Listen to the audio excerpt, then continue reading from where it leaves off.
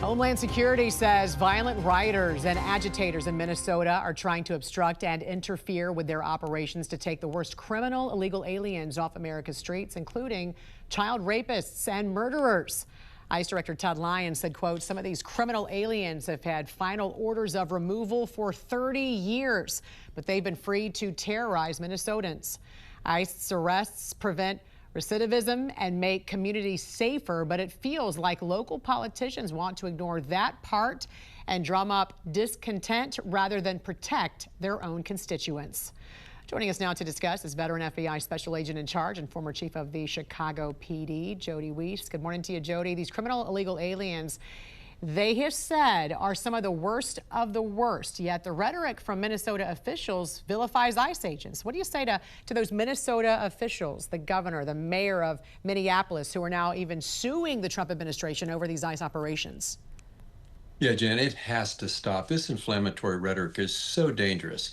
And you've got officials who really know nothing about the actual facts immediately claiming that these ICE agents are murderers, that they're causing chaos on the streets. You want to talk about danger to the streets? Look at who these people are arresting. These are the worst of the worst. As you mentioned, child rapists, convicted murderers, and they're being released onto the streets. But this vilification, it makes the public view ICE as, a threat to society. And in some cases, I think actually empowers the public to interfere with federal operations. So it's got to stop. And what's really terrifying for these ICE agents in Minnesota is that you say police have been largely absent. So who is keeping the peace with these violent protests, not just targeting these agents, but perhaps could be involved with, residents too, whose lives could also be put in danger and harm's way as a result of some of these rioters? Yeah, in the earliest videos, Jan, the thing that just leaped out at me was, where are the police? Yeah. ICE should be afforded the same level of protection that every resident in the city of Minneapolis gets. And there's nothing out there. No cops were there originally. So you've got groups of people following ICE, blocking their cars. The first thought running through those agents' mind is this an ambush? Now, the courts sadly have blocked the president from putting in the National Guard to protect the federal resources. So what's going to happen? DHS is just going to double the number of agents out there so that they can create a protective bubble to allow ICE to work. But these local officers need to do their jobs. They've got to keep the public safe. When it comes to the deadly ICE-involved shooting there, what are some of the takeaways you feel are not being addressed in the media, especially perhaps the last couple of days as we learn more about how these events unfolded?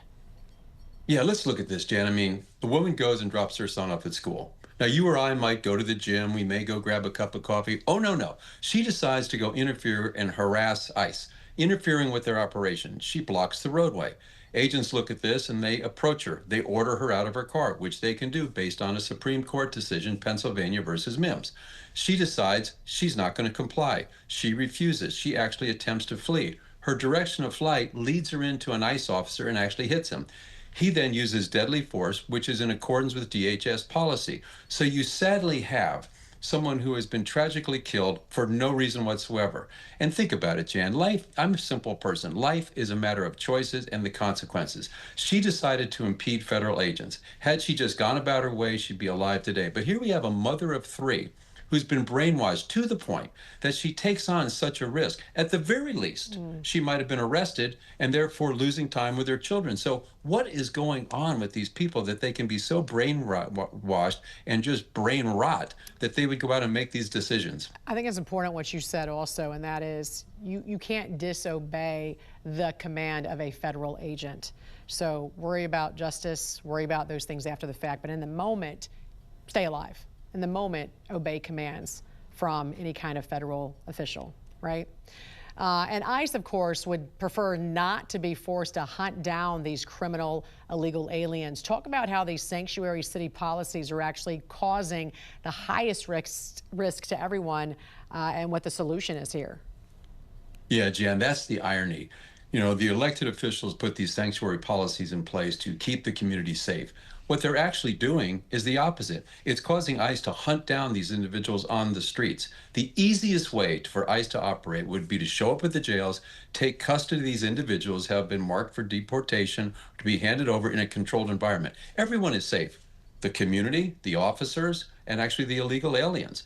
So these sanctuary policies do the opposite. They put everybody at risk. But going back to your one point, and I'll just make it for all the viewers, just comply with police officers. If you feel they did something wrong, you can address that later, but please just comply. You are not going to get shot if you simply follow their directions. Veteran FBI Special Agent in Charge and former Chief of the Chicago PD, Jody Weis. We appreciate you joining us. Thank you so much. Thanks, Jan. Have a good week. You too.